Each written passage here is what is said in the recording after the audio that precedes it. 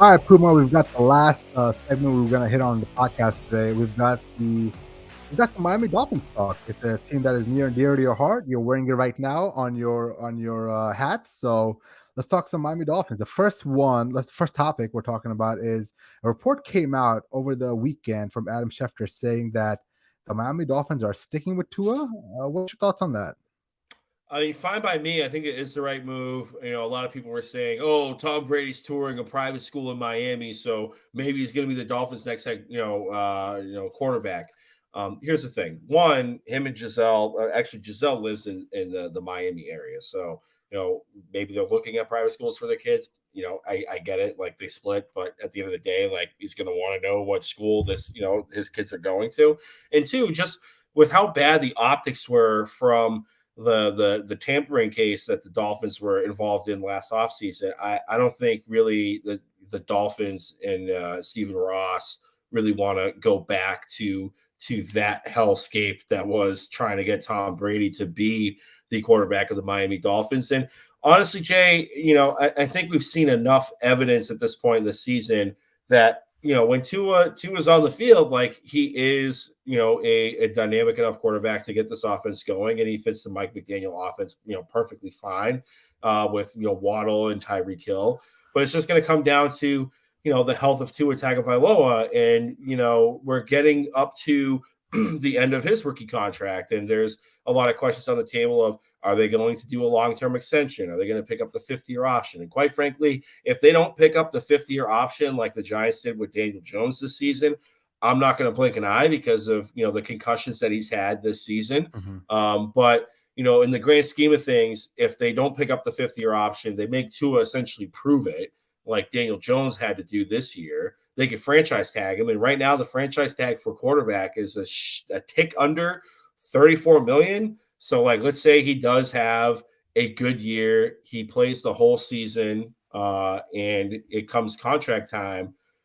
They could just franchise tag him, hash out a long-term deal, and if there isn't a long-term deal settled, they can just go the Washington Commanders or Commies or football team, whatever you want to call them, and the Kirk Cousins route, and just keep franchise tagging them for 3 years in a row until the tag gets too much, and then you just let them walk in free agency. But for all intents and purposes, like Mike McDaniel seems happy with having Tua Tagovailoa as his quarterback for this offense. And Tua, for the first time in his pro career this season, I can look and say, as the Tua hater going into Tua getting drafted by the Dolphins at 5th overall, I am seeing the dude that played at Alabama. It's just whether or not he's going to be healthy enough to play all 18 weeks. Well, Puma, I've been a big fan of Tua just because I think the kid never had a fair shot, especially with Brian Flores, and just how nasty Brian Flores was to Tua. But I do believe, if this report is correct, I think this is a big mistake by the Dolphins. I really do. This isn't me talking about Tua's physical skills, because I think physically he can play in this league. He's accurate enough, his arm is strong enough, he plays with enough anticipation and confidence in that system that he can get the ball out in a quick time. My problem is he's not healthy. Simply put, Puma, this game is gonna beat up smaller quarterbacks. And I think now, for me, the turning point was his last concussion, Puma. It's not a blown out ACL or torn hip like he had back in Alabama, or whatever litany of like bad injuries he's had. This dude literally just fell backwards and got a concussion. That Packers concussion that he gained, that happened, like it was a routine play. It's a play that happens 9 different times in an NFL game to a quarterback. So if you're gonna get a concussion on that play, then I think we've got to start looking at the fact that he's just brittle and he's not gonna be able to make in this league. You feel me? Like, does that make sense? Because that play really did change a lot for me. Yeah, I see your point. I mean, Josh Johnson got tackled a little bit harder against the Eagles, and that's what knocked him out of the game. And Stafford had the same deal. Like, sometimes it's just, how you fall is going to dictate whether or not you get the concussion or not. So, like, they have, wrestling schools, essentially, they teach you how to fall. Like, I'm not saying you're going to bring Triple H into Miami Gardens to teach people how to take a bump. But there are moments where Tua is going to have to learn to protect himself, and like Yeah. it's gonna come down to Tua, whether or not he's going to throw the ball away, live to fight another day. Let's try not to barrel people over as if you're built, another 5 inches with another Mm-hmm. muscle. It's going to come down to Tua taking care of himself. And going into the draft a couple of years ago, I said that point blank. It's like whenever Tua would run with the football, he would more than likely come up in a heap. And we're starting to see that now. Personally, I'm in the camp of maybe you should not have him play behind an offensive line where Austin Jackson is, Mm-hmm.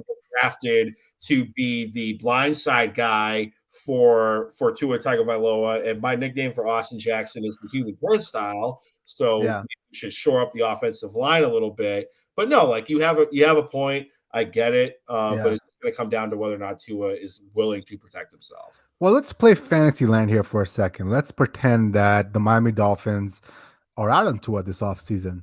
What happens then? Are out on Tua? Yeah, Oh, let's say Fantasyland. Let's say that report was just smoke. Let's say they're out on Tua Tagovailoa. What are they gonna do this offseason?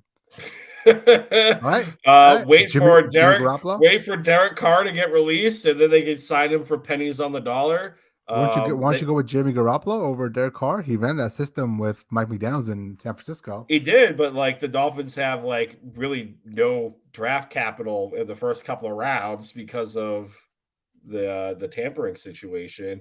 But yeah, like if they had assets that they could move for Jimmy Garoppolo and Jimmy wants to work on his tan in South Beach, sure. But now we're back to the same question of okay, well now we have Mr. Glass 1.0, Yeah, true. like behind an offensive line that's worse than what was in San Francisco. So now what's he gonna do? Like, is Jimmy Garoppolo gonna play all 18 weeks? Like, No, no. Jimmy Garoppolo's gonna get some sort of SUD in Miami. maybe, you know, he'll get some good mojitos though. Oh, okay. Yeah. Another positive news story that came out over the weekend for the Miami Dolphins. Your boys finally got a decent defensive coordinator. Vic Fangio is your new DC. I know you're loving that move.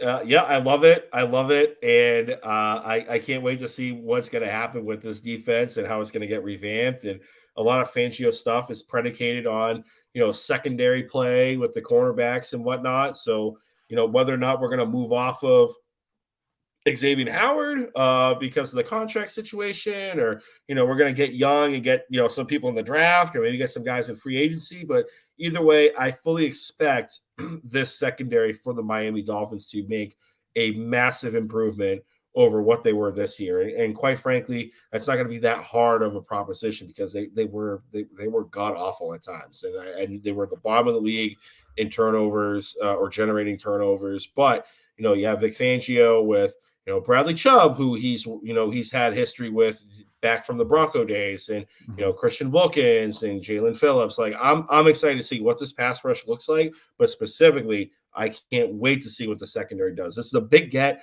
for a defense that could potentially be on the up and coming. And let's be honest, Jay, we talked about it last week. The AFC East is wide open. Wide ass open. It's Bills of the field, and the both of us are taking the field. So anything is possible at this point. So give me Vic Fangio with his boy Mike McDaniel. I can't wait. I'm excited. You want to hear something crazy? Yes. Patriots winning the AFC East next year. Let's go. Let's With go. Bill the Clown back and Let's go. McCorkle. Nah. Hey, I wish. I wish. Hey, crazy things have happened. yes, sir. Okay, well that about wraps it up. Do you have any best bets this week, or what's the deal with that? No, I don't have anything in on the Super Bowl just yet. I Mhm. mean, depending on what book you're looking at, I think both FanDuel and DraftKings have Eagles minus, 1.5. At one point it was 2.5. It looked like it was going to go to 3, but I think sports books know like if it gets to 3, the Chiefs are just going to get bet like a madhouse, and it's just going to get knocked back down to 2.5 or 1.5. But I mean, if you wanted to look at something, maybe the over under, which I think has been kind of hanging out at 46. Like I kind of like the under, but I don't have any action on the NFL right now. And the Pro Bowl's this weekend, and Oh even God, if it meant something, I would not bet anything on the Pro Bowl, even if it was free money. So that's such a bad no, product. That product needs to go away. yes, it does. Yeah, Actually, the over under is 49.5 in the Super Bowl. I would still look at the under.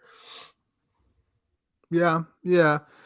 If it ends 27-24, yeah, that's gonna be tricky. It's gonna be real on the line, you know. Hmm. I mean, 49. That's like 24-20 kind of deal. Like, you know what I'm saying? Like Yep. 25-22 kind of deal. I don't know if that's I don't know. That's the fun of NFL football. We'll see what happens. All right, Puma. That's about all I got today, man. You want to wrap it up and call it a day? Yes, sir. So this episode of the Pro Football Radio Podcast can be found on this lovely space known as YouTube, also on Apple Podcasts, Google Podcasts, Spotify, wherever else you get your podcasts at Pro Football Radio Podcast. Social media wise, Facebook, Instagram, Pro Football Radio Podcast, the Twitter machine at PFR Podcast. I'm on Twitter, Brando_Puma. Jay Chima, the captain of the ship on the ones and the twos, is at Jay Chima. Like, subscribe, download. DMs are open on all social media platforms. Be sure to hit us up. Be sure to hit the little bell button on the YouTube page to get notified when the video is being dropped, or in this case, it's going to be going up live on YouTube. Or be sure to subscribe to the channel. So if you missed out on the liveness, maybe you're suffering at work and you can't do anything, be sure to check us out on your way home. Hit the subscribe to the channel, and we'll talk to you guys next week with the Super Bowl preview. Let's go. See you guys next week. Via con Dios.